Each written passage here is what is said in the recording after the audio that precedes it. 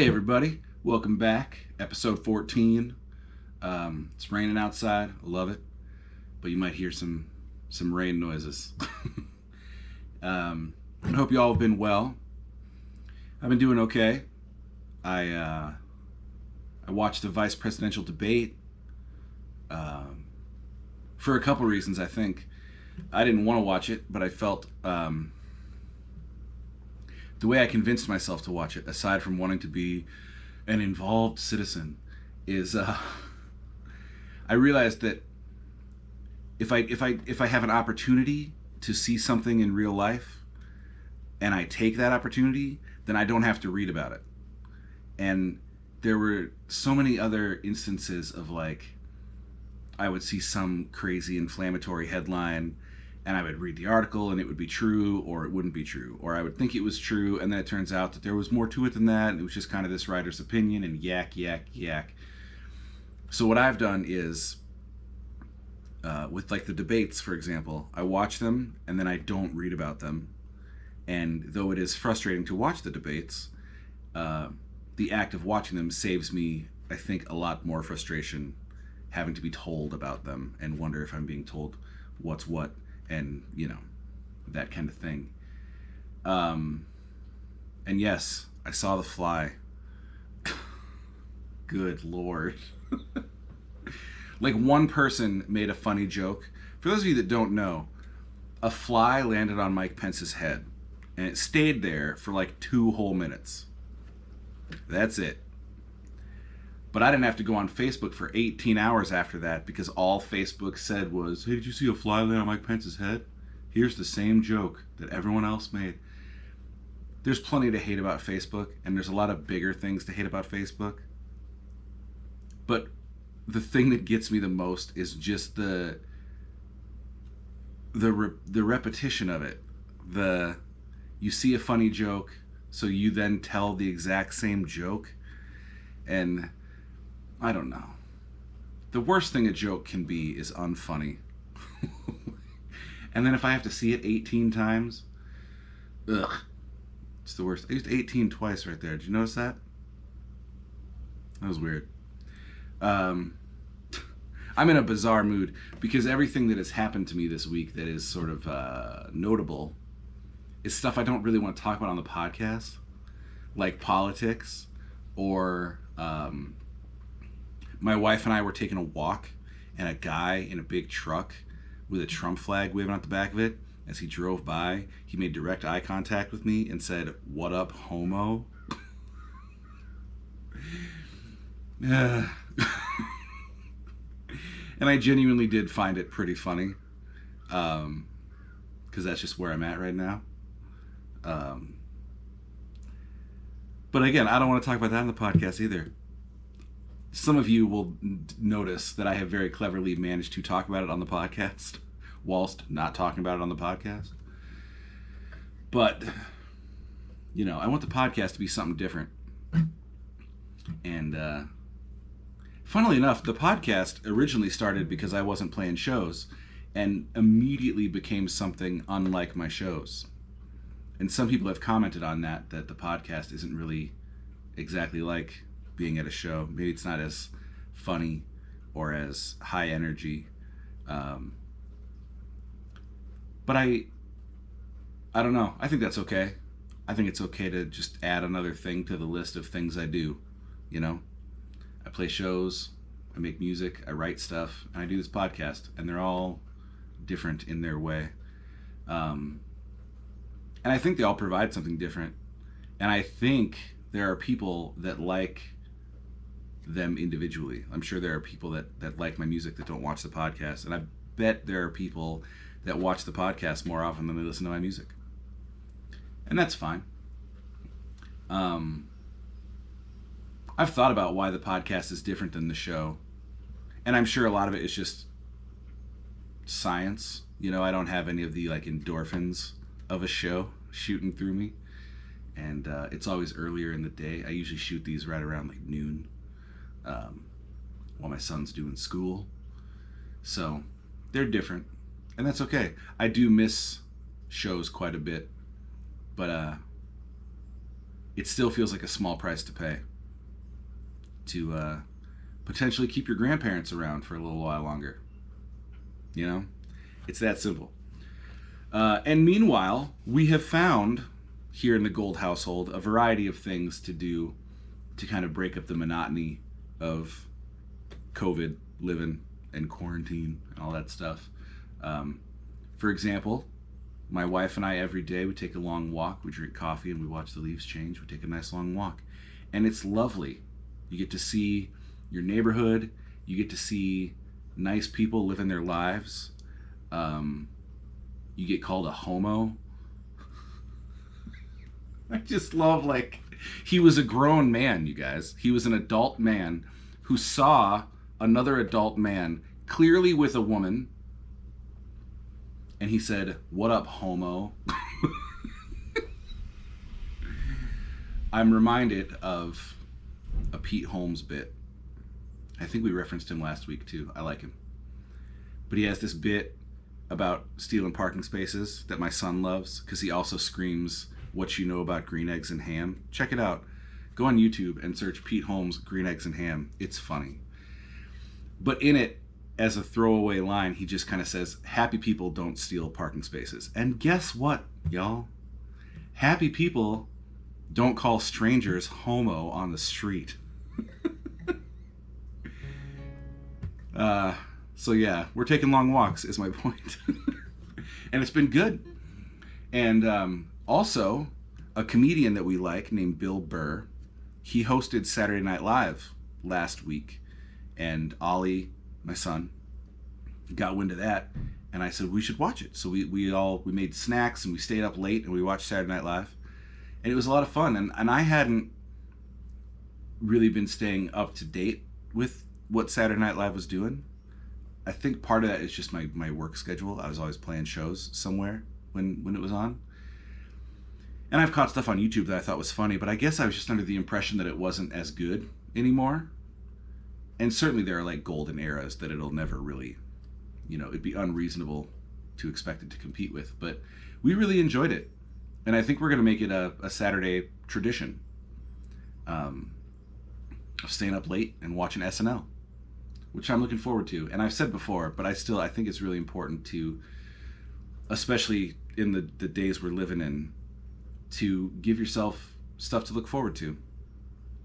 And for me, sometimes that's just staying up late and watching some sketch comedy. Other times there's a bunch of records coming out this coming week that I'm very excited about. And I'm sure we'll talk about those next week. In the meantime, last week,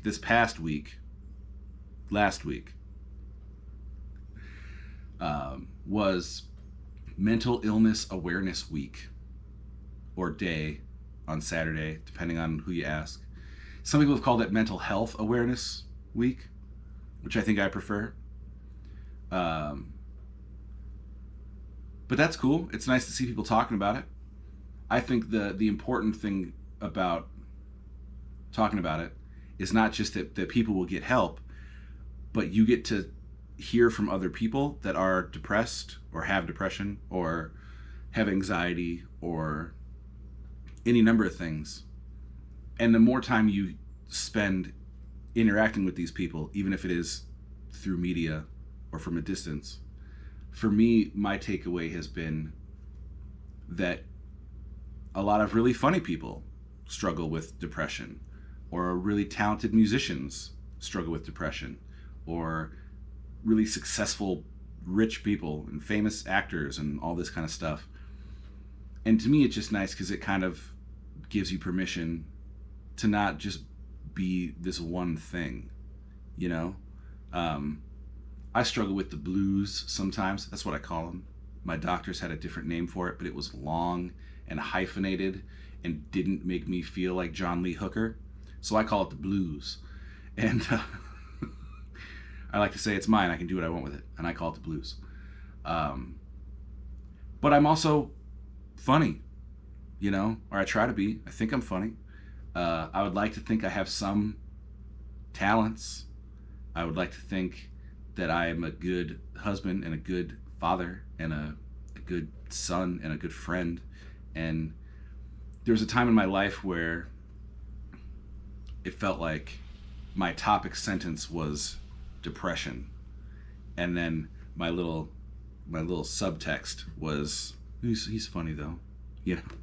And I'm trying to flip that because, like I said, we have permission and encouragement now to, like, you have depression. You don't have to be depressed. You can be Christopher Gold, you know, and that's a lot of things. And that, I think, is the beauty of talking about it, the way people are talking about it. It's great. Because to me, the goal is to not be defined by any one thing and not be beholden to any one thing. And that's great. It was also National Coming Out Day, the same day this guy called me a homo.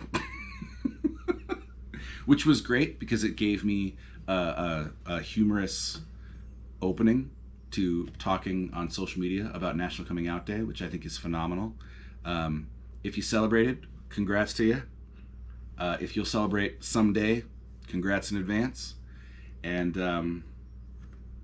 if you didn't celebrate, but you're doing what you can to make the world easier for people that do need to come out, that's awesome too. May we all look forward to a world where people don't even have to come out, where it's just, you know, people is people. I don't understand why you'd be bothered. It was also probably like National Feed a Dog a Donut Day. Have you noticed, like, every day is 3 days? It stresses me out. Because, like, if it's Mental Health Awareness Week and National Coming Out Day, and you pick one of them to talk about, even if it's because that's the only one you knew about, that's still reasonable. But if it's Mental Health Awareness Week and National Coming Out Day and National Give a Dog a Donut Day, I'm always afraid I'm going to be the idiot that only heard about National Give a Dog a Donut Day, and everyone's going to be having these profound conversations and these deep, life-changing moments, and I'm going to be like, he's got frosting on his nose. And I'll look like a fool. So it stresses me out, you guys. Because I don't know if you know this about me, but I can find stress almost anywhere. I'm like a truffle pig for anxiety. Oh, I was proud of that one. That was funny. That came right off the top. Oh, goodness. So yeah, there's a lot of days. The other nice thing about when it's a specific kind of day is that it kind of allows you to sign off of Facebook, because you know everything everyone's going to be talking about. If a fly lands on Mike Pence's head, or it's National Coming Out Day, although I like being on Facebook for National Coming Out Day because you get to read a lot of, like, inspiring stuff. But yeah, I guess I'm trying to find the positives in life. And I guess the positive of everybody making the same Mike Pence joke is that I can walk away from Facebook for a whole day and know that I'm not missing anything. And that's cool. The reason I'm trying to focus on the positive is because my wife is making me, in a wonderful, awesome, it's a great way. It's actually sitting right here. I read this book called I Want to Be Well by Miguel Chen. And it's great, and I recommended it to you, and I'm recommending it to you again. It's a bonus recommendation. But then this really neat thing happened. The reason it's on my coffee table is because my wife is reading it. And it's cool because, A, she's enjoying it, and she's getting beneficial stuff from it, which is awesome. But B, a lot of times I read something, and I get really excited about it, and I have a great couple days quoting the book to her, and I'm on top of my game and everything's awesome. And then I kind of slowly forget about what I read in the book because I've moved on and I'm reading like a Steve Earle biography or something. But now that she's reading it, a lot of times I'll start, you know, whipping up chaos in my head or whatever, and she'll start quoting Miguel Chen to me, and I go, oh my goodness, that's neat. It's like having a booster shot right in my house. So that's great, and she's really enjoying it, and I know some of you have read it or are reading it and are enjoying it. I think that's awesome. I like finding good stuff and then just trying to amplify it. I think sometimes people make the mistake of, I read this great book and I want people to know about this stuff, so I'm going to try to teach them this stuff, when really your better bet is like, just give them the book, because the book is how you learned the stuff. And that's the great thing about the age we live in, is that most people have access to the same stuff. And there's a lot of great stuff out there. And yet, people still spend their Sunday afternoons driving around calling me a homo. Let's have some coffee. My wife, at this exact moment, she'll be watching this, and I'll be standing next to her, and I'll know that she's thinking, you brought that up a lot, dude. I can tell it bothers you. I got a new mug. My parents sent me a mug from Australia. It's part of an early birthday present. And it's a kangaroo crossing sign. It says Next KM, which stands for Kangaroo Miles. That's how they measure distance in Australia, by kangaroo miles. I'm kidding. It stands for kilometers. But what a world it would be if it stood for kangaroo miles. You guys want to hear a song? Let's do a song. I have brand new strings on this guitar. With life being the way it's been, I haven't been restringing as often because I don't have any shows. So for the first time in over 200 days, I'm playing a fresh set of strings. And that's real nice. And I wanted to pick a song that was worthy of a fresh set of strings. So this song is called Fellow Traveler. A couple years back, me and my band, we released a song every 2 weeks for a year. There were 27 of them in total. And then we collected them on a 3-disc set called Sprawl. And this is the very last song on the 3rd disc. And it's about the different ways you can choose to perceive the world, and the different ways you can choose to have the world shown to you. I travel around and I play songs for people, for strangers. And oftentimes I have these intense mini relationships with people. We'll be really, really good friends for 3 hours, and then I'll leave. And they'll go back to their lives, and maybe, I'll see them again someday. But they're almost always really good people. And I get a lot of people that say, I don't really agree with everything that you think or everything that you say, but I really loved the show. I really love such and such a song. I think you're funny. Thanks for coming. And sometimes I just say thank you. Sometimes it leads to a conversation about like, oh, what did I say that you didn't agree with? And what we find almost immediately is our middle ground of, mostly we do agree about stuff. Like I said, I have a lot of friends that own guns, for example, and we think the same thing about guns.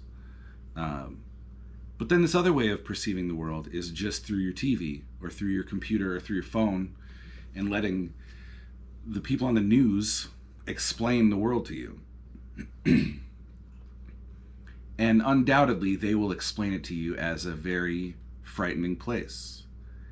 And they're not always making stuff up. There's a lot of stuff out there that's worth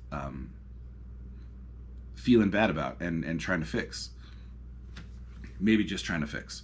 But it's often the negative picture is often an incomplete one, and it's just a fact that we stay tuned in when we're angry and afraid. And it's a proven fact that the people at the news know that, and that they make money from advertisers when you stay tuned in, which very quickly leads to them trying to keep you angry and afraid. So this is about knowing that there's a different world out there than the one that is being presented to me on the news, and just trying to be with those people and get to know those people and understand those people and share a minute with them. And it is called Fellow Traveler, and it goes like this.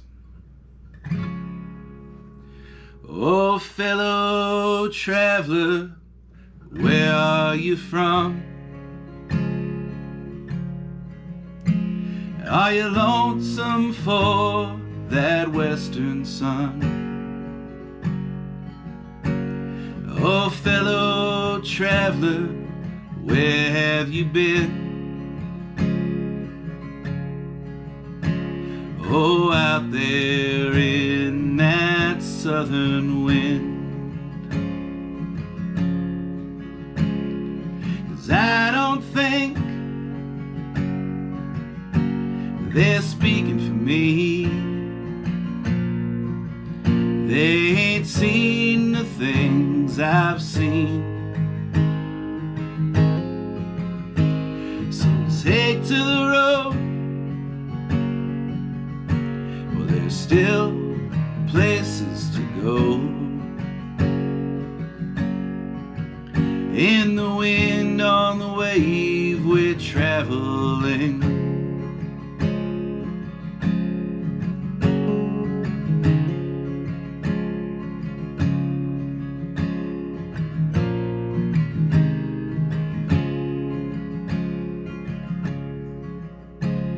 Oh, fellow traveler, tell me, what do you need?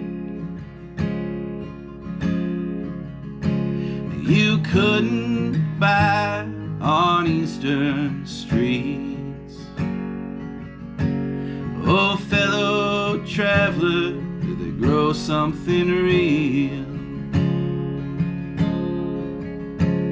Oh, up there in those northern fields. 'Cause I don't think they're speaking for me. They ain't seen the things I've seen. So take to the road. Well, there's still places to go. In the wind, on the wave, we're traveling. So take to the road. Well, there's still places to go. In the wind, on the wave, we're traveling.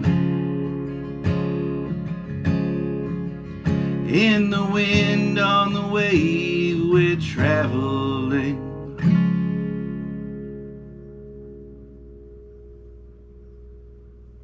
All right. That one was by request from my friend Lori. Lori, very sweetly, a couple years back for my birthday, gave me an old guitar of hers. And I wrote that song on that guitar. I'm not playing it today because I wanted to give you guys some lovely sounding new strings. But that song and that guitar and that friendship are always kind of inseparable in my mind. So when she requested that song, once my throat began to feel a little bit better, I wanted to send it out to her. So, hi, Lori. Let's do some recommendations. Let's get you out of here. First, this band is called Cold War Kids.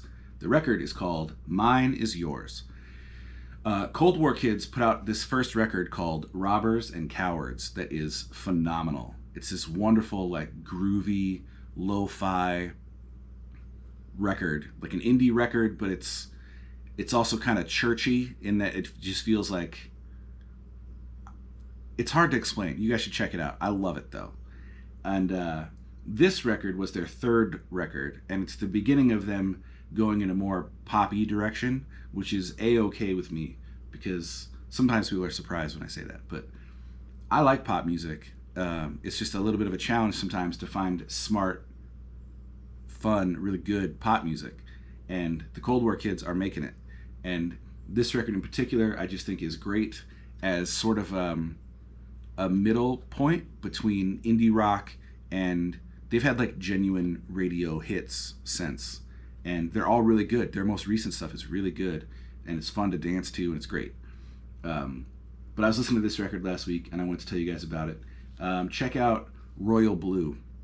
There's a song on here, track 3, called Royal Blue, that to me feels like a guy renegotiating his relationship with the world in more favorable terms for himself. And that's something we can all relate to. Because if there's one thing I know for sure about the world, it's that I'm not in charge of it. and things would be different if I was. So, mine is yours, Cold War Kids. Next, we have Possessed by Paul James. This record is called As We Go Wandering. Possessed by Paul James is the working name or the stage name or what have you for a gentleman named Conrad Wirt, who is also a special ed teacher in Florida, and he's running for local office down there, which is really cool because he's a wonderful dude. And I was a fan of his for a really long time, and I finally had the opportunity to play with him last year, and we had some wonderful chats about music and family, and he and my wife talked a lot because my wife works with kids with autism, so they had a lot in common work-wise, and it was great. And he makes these records with just an abundance of hope, and that kind of like that fatherly hope, I guess, that doesn't necessarily offer you a solution. It just says, it's gonna be fine, come on, you know. And sometimes that's enough. Sometimes that's just what you need to hear. So check out I Come From Southwest Florida, or I Didn't Know You When. And I can confidently recommend all of his stuff. So get into that. And then finally, we got some poetry from Mr. Wendell Berry. This little book is called Entries. It was the first Wendell Berry book I got because I just started getting into him a couple years ago. And then I don't know if you guys heard, but since then, there's been a bit of a health issue out in the world that has prevented me from going to the bookstore. So as much as I would love to tell you that like I've gotten to do this wonderfully deep dive into Wendell Berry, I cannot. I've read a ton of his stuff online, and I've listened to a bunch of audio, and in particular, I've listened to a lot of people that were really influenced by him, and I've come to really love him, and I look forward to the day when I can go pick up some more of his work, because I know he's done short stories, and his poetry is wonderful, and I would love to own a lot more of it. My favorite Wendell Berry thing, though, is I went to his Wikipedia page once, and I think it has changed since then, but when I went to his Wikipedia page, under occupation, it just said poet, farmer, and I love that. That's like the best job description I could think of. So check out any Wendell Berry. I think you guys will find a lot to like. In this book, there's a poem called Duality that I really enjoyed, and it's a multi-part poem. But in part 7, he writes, "Let us come to no conclusion, but let our bodies burn in time's timelessness. Heaven and earth gave to us this night, in which we tell each other of a kingdom yet to come, saying its secret, silent names. We become fleshed words, one another's uttered joy." God dang it, Wendell. Whew! That's good stuff. I hope this has been good stuff. Hope you guys have enjoyed it. Go take a walk. Watch something funny. Don't holler at people, especially if you're not going to be man enough to slow down and get out of the vehicle. I will see you guys a few kangaroo miles down the road, I hope. And I love you. And I hope we see you soon. Take care of yourself. Take care of somebody else. I'm putting out a live record on Friday. It's the first 12 songs from this very podcast. It's called Hey Everyone, Everybody. Hey Everybody. What's this thing called? It's called Hey Everybody, Live from Nowhere, Volume 1. And that way you guys can have those songs. And we'll talk more about it next week. But I'm excited. Be good. We'll see you soon. Bye.